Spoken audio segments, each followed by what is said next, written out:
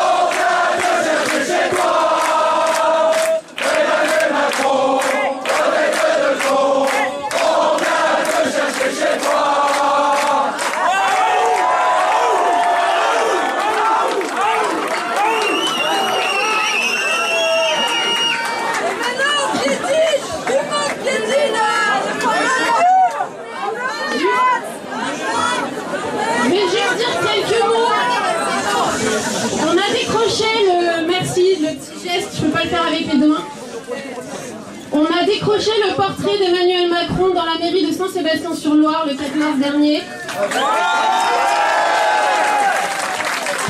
pour laisser un grand vide. Ce grand vide, c'est le vide de la réponse politique face à l'affaire du siècle, l'attaque en justice des Français face à ce gouvernement qui ne fait rien. 2 millions de personnes ont signé cette pétition et la réponse a été nulle. Absence totale, grand vide. Ce vide, c'est aussi l'absence de réponse. Face à 21 semaines de mobilisation des Français pour la justice sociale. Ça ne peut plus durer comme ça. Et donc nous avons choisi de l'inviter aujourd'hui à l'Assemblée des Assemblées des Gilets jaunes à Saint-Nazaire pour qu'il voit comment s'exerce la vraie démocratie. Depuis le début de la campagne, le 21 février, il y a eu 23 portraits réquisitionnés partout en France. Le gouvernement a réagi par la répression face à des actions totalement non violentes.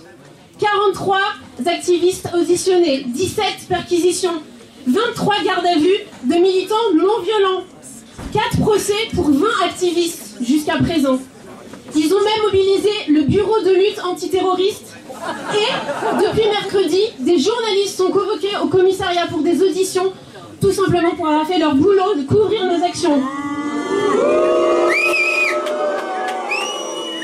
La répression, c'est la seule réponse du gouvernement.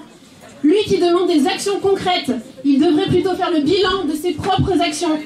Des militants climat non violents sont en procès, en garde à vue, des gilets jaunes éborgnés, de ce côté. Des mains arrachées, un décès. Ça suffit. Il y a du monde derrière aussi. Retournez. Il y a des gilets jaunes aussi.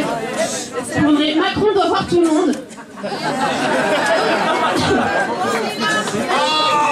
Il est temps de montrer que la justice climatique ne se fait pas sans justice sociale. À quoi sert la taxe carbone si elle ne permet pas la transition écologique et si elle met les gens dans la précarité encore plus qu'avant? C'est inacceptable. L'urgence climatique est clairement absente du discours du gouvernement et de ses réflexions. Le monde marin, les oiseaux, les insectes, la faune et la flore disparaissent et le gouvernement ne fait toujours rien. Nous ne voulons pas d'un monde où nos enfants ne pourront pas connaître les coquelicots, les baleines et autres animaux à part dans les livres. François de Rugy, ministre de la Transition écologique, prétend que le spectaculaire de nos actions cache le vide de nos propositions. Je voudrais vous convaincre du contraire. Nous proposons une taxe jaune et verte. Verte, parce que d'abord, elle taxera les plus pollueurs, le transport aérien, maritime, et aussi routier, évidemment. Et elle sera allouée exclusivement à la transition écologique. Et jaune, parce qu'elle accompagnera les plus démunis. On propose aussi l'arrêt des vols internes au profit du train, le retour du train de nuit.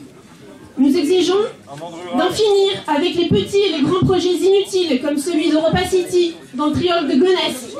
Ou alors, plus localement ici, dans la région, le Surf Park. Je finis. Tant que Macron et son gouvernement ne pourront pas... Je finis. On est plus déterminés que jamais. On n'arrêtera pas tant que le gouvernement ne prend pas des mesures vraiment très intéressantes pour le climat. Et on vous invite tous, gilets jaunes, militants climat, tous les citoyens, à venir le 19 avril à Paris pour bloquer la République des pollueurs. C'est la plus grande action de désobéissance civile que la France aura jamais vue. On vous accompagne.